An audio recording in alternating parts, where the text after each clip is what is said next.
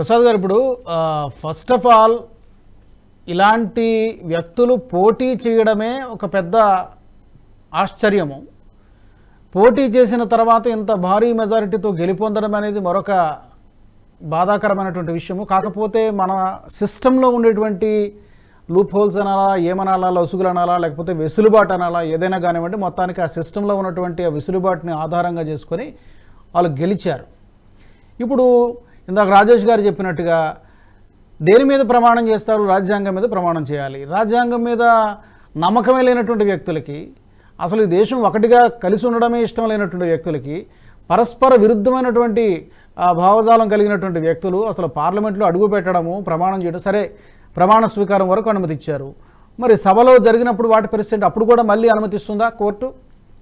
సభలకు హాజరవడానికి అనుమతిస్తుందా? ప్రమాణ స్వీకారం అంటే ఏదో 10 నిమిషాల్లోనో గంటలో అయిపోతుంది అనుకుందాం, తర్వాత పరిస్థితి ఏంటి? What next? ఇది చాలా బాధాకరమైన విషయం, ఎంతో బాధాకరమైన విషయం. మనకి అంటే వీళ్ళిద్దరి గురించి మీరు మాట్లాడుతున్నారు, కానీ మనం యాక్చువల్లీ ఇప్పుడు ఎన్నికబడ్డ మన 7-8 మంది ఉన్నారు అటువంటి వాళ్ళు. సో వాళ్ళు, అది కాకుండా సమాజ్వాదీ పార్టీ నుంచి ఒక 6 ఎంపీస్ ఉన్నారు ఎలక్ట్ అయిన వాళ్ళు. వాళ్ళ మీద కూడా చాలా సీరియస్ అలిగేషన్స్ ఉన్నాయి. సో ఇంత సీరియస్ అయిన అలిగేషన్స్ కి మన కాన్స్టిట్యూషన్ లో ఏం లేదు. ఏంటంటే వాళ్ళ మీద ఒక జైల్లో 2 సంవత్సరాలు వాళ్ళు ఉంటే వాళ్ళది క్యాన్సిల్ అయిపోతుంది, అదొకటే ఉంది అనమాట. సరే, ఇప్పుడు వాళ్ళు వేర్పాటు వాదం గురించి ఏమైనా స్లోగన్ మన ఓఎస్సీ చేసినట్టు చేస్తే మరి ఏమైనా చేస్తారంటే అది చూసి ఇప్పుడు మన స్పీకర్ గారు కొత్త ఒక అమెండ్మెంట్ తీసుకొచ్చారనమాట. సో అలా చేయకూడదని ఒక రూల్ పెట్టారు. చేస్తే ఏంటి అనేది ఎక్కడ లేదు ఆ డీటెయిల్స్. సో ఇవి ఏంటంటే చాలా బాధాకరమైన విషయాలు. అంటే వీళ్ళు ఎవరు? వీళ్ళు ఎక్కడి నుంచి వస్తున్నారు? అసలు ఇతను ఈ మన అబ్దుల్ రషీద్ షేక్ అనే వ్యక్తి ఈ బారాముల్లాలో ఒక యుఏపిఏ యాక్ట్ కింద అరెస్ట్ అయిన వ్యక్తి అనమాట ఆయన. సో ఆయన భారీ మెజారిటీతో, అది కూడా చీఫ్ మినిస్టర్ అయిన వ్యక్తి ఒమర్ అబ్దుల్లాను ఓడించారు. అది కూడా ఏంటంటే అతని పేరు అసలు ఇంజనీర్ రషీద్ అని ఎలా వచ్చిందంటే ఆయన ఇది వరకు 2 పర్యాయాలు ఎమ్మెల్యేగా కంటెస్ట్ చేశారు. సరే 19లో కంటెస్ట్ చేశారు, ఓడిపోయారు. కన్స్ట్రక్షన్ ఏదో వర్క్ చేసుకునేవాడు, దాని గురించి ఆయన పేరు నిక్ నేమ్ వచ్చేసింది ఇంజనీర్ అని. సో ఈయన మీద ఏంటంటే వచ్చిన అభియోగాలు ఈ టెర్రర్ ఫండింగ్ ఏదైతే ఉంటుందో దాని మీద బుక్ అయ్యారనమాట. సో అలాగే ఇంకొన్ని మిగతా ఏవైతే ఉన్నాయో ఈయన మీద ఇంకొక నోటీస్ కూడా వచ్చింది. అంటే మనకి ఎక్స్పెండిచర్ ఏదైతే డిక్లేర్ చేయాలో ఆ డిక్లేర్ చేసే దాంట్లో చాలా వ్యత్యాసం ఉందని వచ్చింది మన ఎలక్షన్ జరిగిన టైంలో. అది కూడా ఒక దాని మీద కూడా ఈయన డిస్క్వాలిఫై అయిపోయే అవకాశం ఉంది. సో ఈయన డిక్లేర్ చేసింది ఏంటంటే పుట్టి 2,10,000 ఖర్చు పెట్టారట ఎలక్షన్ క్యాంపెయినింగ్ గురించి. కానీ మనకి క్యాంపెయినింగ్ లో తెలిసే ఉంటుంది, వాళ్ళకి ఏంటంటే ఎలక్షన్ కమిషన్ వాళ్ళు కూడా వాళ్ళు అబ్జర్వర్స్ ని వాళ్ళు నియమిస్తారు. వాళ్ళు వేసుకునే లెక్కల ప్రకారం చూస్తే దగ్గర 14 లక్షలు ఉందన్నమాట. సో దీనికి కూడా నోటీస్ వచ్చింది వారికి. సో అటువంటివి వీళ్ళ మీద నెక్స్ట్ ఈయన మీద ఇదే కాదు, యాక్చువల్లీ మిగతా ఏవైతే ఉన్నాయంటే ఈయన చెప్పే అంటే ఈ స్టోన్ పెల్టింగ్ అంటారు, వాళ్ళకి ఈయన ఇచ్చిన స్పీచ్లు కానీ ఇవన్నిటి మీద కూడా ఆయన మీద చాలా సీరియస్ అయిన అలిగేషన్స్ ఉన్నాయి, చాలా అలిగేషన్స్ ఉన్నాయి. ఇంకా కోర్టులోనే ఉన్నాడు, కేసులు నడుస్తున్నాయి.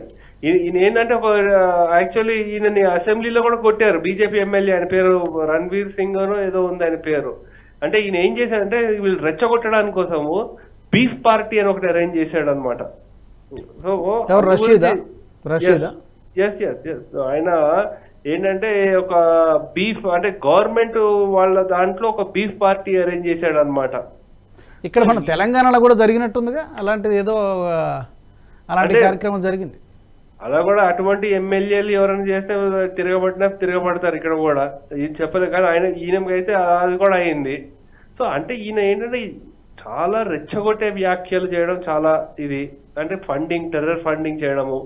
సో అది కాకుండా ఏంటంటే 2 సార్లు నార్త్ కాశ్మీర్ లంగేట్ అనే ఒక కాన్స్టిట్యుయెన్సీ నుంచి ఎమ్మెల్యేగా ఉండి ఈయన ఇంత ఇలా ఉన్నా సరే ఎవరు ఏం చేయలేకపోతున్నారు. అంటే మన జూన్ 2022లో ఈయనతో పాటు వేర్పాటువాదులు ఎంతమంది ఉన్నారో, యసీన్ మలిక్, నయీం ఖాన్, వీళ్ళందరినీ కలిపి వీళ్ళ మీద చేశారనమాట.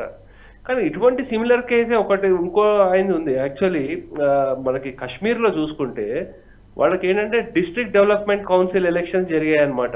దాంట్లో యుఏపిఏ యాక్ట్ కింద ఒక అతను బుక్ అయ్యాడు.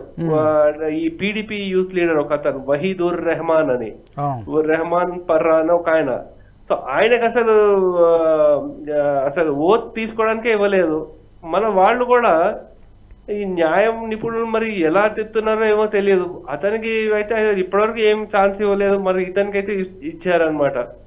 సో అందు గురించి మిగతా మీరు ఇంకా మనం చూసుకుంటే అనమాట, ఈ ఖలిస్తానీ అతని గురించి ప్రత్యేకంగా చెప్పక్కర్లేదు.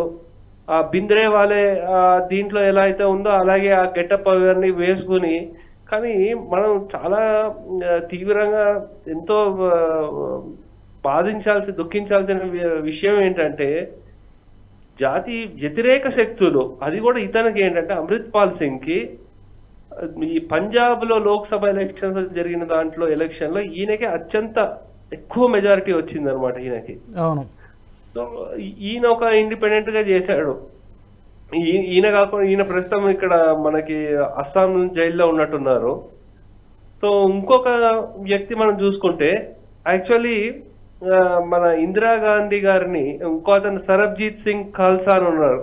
అవును, అక్కడ పాపం అప్పుడు మన ప్రైమ్ మినిస్టర్ కూడా ఇందిరాగాంధీ గారి మీద ఈయన బుల్లెట్ల వర్షం కురిపించాడు. ఈయన సెక్యూరిటీ అని నమ్మకంగా ఉంటాడు అనుకుంటే అతనే దగ్గరుండి పాపం వాడిని అంత అలా బుల్లెట్లు యూజ్ చేసి హత్య చేశాడు. అటువంటి వ్యక్తి వాళ్ళ అబ్బాయి ఖలిస్తానీ వేర్పాటువాదం, సో అతను కూడా గెలిచాడు. ఈ ముగ్గురు అయిపోయారు. సో మీరు ఇంకా చూసుకుంటే యాక్చువల్లీ 25 సంవత్సరాల తర్వాత మనకి సిపిఐ ఎంఎల్ అంటారు, ఎక్స్ట్రీమ్ అంటే లెఫ్ట్ లో కూడా ఎక్స్ట్రీమ్ గ్రూప్ అన్నమాట, లెఫ్ట్ లిస్ట్ లో వాళ్ళు గెలిచారు. అంటే నక్సలిజం కి పెంచి పోషిస్తున్న వాళ్ళు అనమాట. అతను ఒకరు సుధామా ప్రసాద్ అనే వ్యక్తి మనకి పవర్ మినిస్టర్ ఉండేవారు, ఆర్కే సింగ్ అని, ఆయన్ని ఓడించారు. చారు మజుందార్ అని ఇంకో అతను ఉన్నాడు. అతను ఏంటి మన ఈ కొండపల్లి సీతారామయ్య గారి ఫ్యాక్షన్ లో ఉండే పీపుల్స్ వార్ గ్రూప్ నుంచి వచ్చేసిన దాని నుంచి ఉండే వ్యక్తి, ఆయన ఎన్నికబడ్డాడు అనమాట. అంటే ఇప్పుడు మీకు ఇచ్చిన ఉదాహరణలు ఒక 5. సో అలాగే చంద్రశేఖర్ ఆజాద్ అని అతను ఏదో అంటే యూపీలో మనకి మాయావతి గారి పేరు ఇది అవుతుంది అంటే ఇంకా అయిపోయింది వాళ్ళది అని ఇంకా ఇతన్ని పెంచి పోషించారు ప్రియాంక గాంధీ గారు, రాహుల్ గాంధీ గారు. సో ఇతని మీద కూడా మనకు సహరన్పూర్ లో ఒకసారి గొడవలు అల్లరి జరిగినప్పుడు ఈయన మీద నేషనల్ సెక్యూరిటీ యాక్ట్ వేశారనమాట, అది యూపీ గవర్నమెంట్ నుంచి. సో ఢిల్లీలో అసలు ఈయనకు పర్మిషన్ కూడా ఇవ్వలేదు ఈ సిటిజన్ అమెండ్మెంట్ యాక్ట్ గురించి చేసినప్పుడు. అటువంటి వ్యక్తి ఏంటంటే అతను ఎన్నికబడ్డాడు. అతనికి ఏంటి పేరు చంద్రశేఖర్, అయితే అది పేరు చంద్రశేఖర్ ఆజాద్ అని మార్చుకున్నాడు. తర్వాత ఇప్పుడు అందరు రామ్ భక్తులు అంటే ఇతను రావణ్ అని మార్చుకున్నాడు పేరు. అంటే ఇంత అలజడి సృష్టించే వాళ్ళకి నెగ్గే వచ్చారు, అది దురదృష్టం మనకి. కానీ ఇప్పుడు యాక్చువల్ మనకి ఏంటంటే ఇప్పుడు చూడాల్సింది, ప్రజలు కూడా చూస్తూనే ఉన్నారు వేర్పాటు వాదము. వీళ్ళు డైరెక్ట్ చెప్తున్నారు కదా, పచ్చిగా చెప్పేస్తున్నారు. ఇప్పుడు ఒకడేమో ఖలిస్తాన్ అంటాడు, ఇంకోటేమో సపరేట్ కాశ్మీర్ అంటాడు. సో ఇలా ఇంకోళ్ళేమో ఇంకా నక్సలిజం కూడా వాళ్ళని ఓపెన్ గా సపోర్ట్ చేస్తున్నారు. అటువంటి వాళ్ళు గెలుస్తున్నారంటే ప్రజలు ఎలా ఎన్నుకుంటున్నారు అనేది కూడా చూడాలి మనం. మన ఇప్పుడు న్యాయ నిపుణులు ఎంతమంది ఉన్నా సరే వాళ్ళు అసలు అటువంటిప్పుడు లాస్ ఎందుకు ఇంకా ఇప్పుడు మనకి అత్యంత పవిత్రమైనది మనకి లాస్ ఫామ్ చేయాల్సిన బోర్డు ఏదైతే ఉందో టెంపుల్ ఆఫ్ డెమోక్రసీ అంటారు మన లోక్సభని పార్లమెంట్ ని.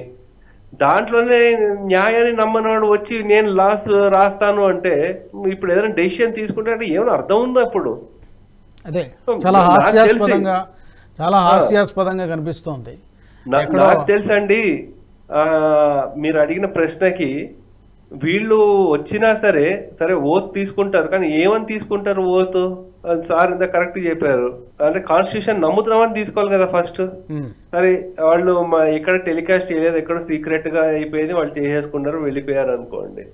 వెళ్ళిపోయిన తర్వాత ఇంక ఎప్పుడు వాళ్ళు ఏదో చేయరు వాళ్ళని. అంటే నాకు తెలిసి అంటే అంటే ఇక్కడ లాయర్లు ఎవరైనా ఉంటే ఇంకేమైనా చెప్పొచ్చేమో కానీ, ఎందుకంటే ఎలక్షన్ క్యాంపెయిన్ చేయడం ఏదో నా ఫండమెంటల్ రైట్ అన్ని వచ్చే దానికి కూడా తీర్పు కోర్టు ఇచ్చిందంటే దీనికి కూడా ఇచ్చే అవకాశం ఉంటుంది. కోర్టు ఇప్పుడు ఎవడుందండి కొన్ని లక్షల కోట్లు ఒక గంటకి ఒక సిట్టింగ్ కి 2 లక్షలు లేకపోతే 2 కోట్లు తీసుకునే వాళ్ళు ఉన్నారు. అటువంటి న్యాయ నిపుణుల్ని పెట్టుకుని సో వాళ్ళు వెంటనే డెసిషన్ తీసుకుని ఏదో ఒకటి చేయొచ్చు. ఈ వీడియో మీకు నచ్చినట్టయితే లైక్ చేయండి, 10 మందికి షేర్ చేయండి. అలాగే కామెంట్ల రూపంలో మీ అభిప్రాయాలను మాతో పంచుకోండి. Nationalist hub group of channels ను సబ్స్క్రైబ్ చేసుకుని తెలుగునాట జాతీయవాద జర్నలిజాన్ని ప్రోత్సహించండి. ఈ వీడియో కింద ఉన్న బెల్ ఐకాన్ పై క్లిక్ చేయడం మర్చిపోవద్దు.